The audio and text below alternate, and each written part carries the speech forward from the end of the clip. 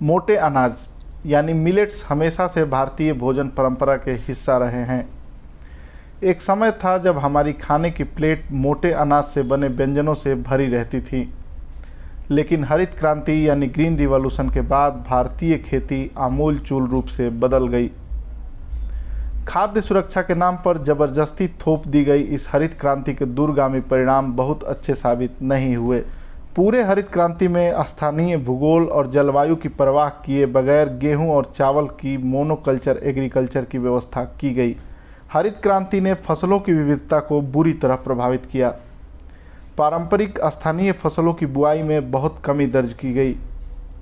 हरित क्रांति के पहले पूरे खरीफ सीजन का 46% उत्पादन बाजरा के रूप में होता था, जबकि धान का उत्पादन कुल उत्पादन के सिर्फ 13% ही था। अगर रबी के फसल की बात करें तो हरित क्रांति के पहले कुल रबी के फसल का 42% चना और मात्र 4.3% गेहूँ होता था। हरित क्रांति के बाद स्थितियां बिल्कुल बदल गईं। चावल और गेहूं की फसलों में लगातार वृद्धि होती गई और हमारे पारंपरिक मोटे अनाज पिछड़ते चले गए। इसके अलावा हरित क्रांति के पर्यावरणीय प्रभाव भी भयावह साबित हुए। भूजल स्तर में भयावह कमी आई, हमारी मिट्टी जहरीली हुई, हमारा पानी प्रदूषित हुआ, जैव विविधता नष्ट हुई और सबसे बड़ी बात कि हमारे अनाजों और खाद्य पदार्थों में भी खतरनाक पेस्टिसाइड की मात्रा पाई जाने लगी। सॉलिड मेटल और जहरीले तत्व हमारे अनाजों तक पहुंच गए। पंजाब और हरियाणा जैसे राज्यों में रासायनिक कीटनाशकों के खतरनाक इस्तेमाल के कारण कैंसर की समस्या पैदा हो गई, जिसे आज भी बहुत सारे लोग जूझ रहे हैं। हरित क्रांति के इन भयावह परिणामों के पीछे का कारण ये है कि हरित क्रांति मुख्यतः वाटर इंटेंसिव और केमिकल फर्टिलाइजर इंटेंसिव खेती पर जोर देती है। हरित क्रांति की फसलों को बहुत ज़्यादा मात्रा में पानी और कीटनाशकों की ज़रूरतें होती हैं। इसके अलावा इन फसलों को बोने का लागत मूल्य भी अधिक आता है। ये फसलें स्थानीय जलवायु और भूगोल के हिसाब से सस्टेनेबल नहीं हैं। तो फिर सवाल ये उठता है कि आगे का रास्ता क्या है। भोजन से भूगोल का एक गहरा रिश्ता होता है। जहाँ का जैसा भूगोल वहाँ का वैसा भोजन। हमारी प्रकृति स्थानीयता और विविधता का भरपूर सम्मान करती है। आने वाला भविष्य मोटे अनाजों का है। विशेषज्ञ बताते हैं कि मोटे अनाज जलवायु परिवर्तन की मार से लड़ सकते हैं। मोटे अनाजों को उगाने के लिए बेहद कम पानी की आवश्यकता होती है। इन्हें उगाने में रासायनिक खाद और कीटनाशकों की ज़रूरत भी न के बराबर पड़ती है।